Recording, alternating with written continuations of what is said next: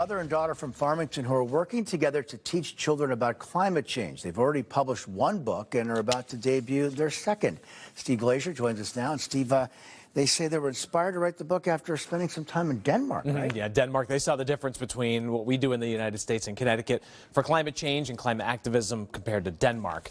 But this is the first book right here. It is called A Kid's Guide to Climate Activism, and it's geared toward children ages 6 to 12. It's filled with key climate change vocabulary from Kimberly, the mom, and then it's filled with illustrations by Luna, the daughter, both of which have spent a couple of years in Denmark, and they're inspired by the country's care for the climate.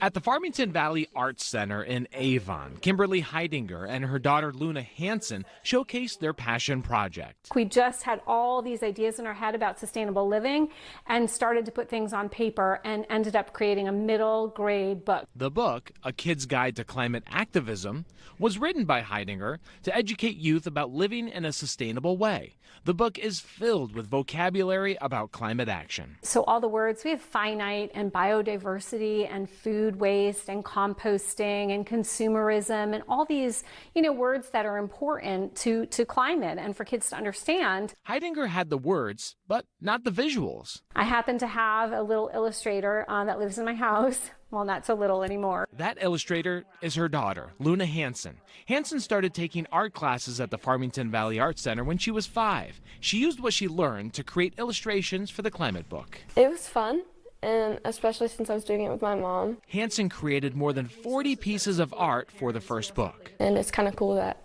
other people are going to see my art and maybe even be inspired by it. I asked them to read a favorite part of their book, which happens to use their dog as an analogy to Earth being a finite size, no matter the population or waste. You probably cannot hide 100 huge boxer puppies in your bedroom because your room has a limit on how many can fit inside. It has a finite amount of space. The mother-daughter team is about to publish their second children's book on the economics of climate activism. I think it's cool, especially since it can help people learn more about the climate and learn how they can help.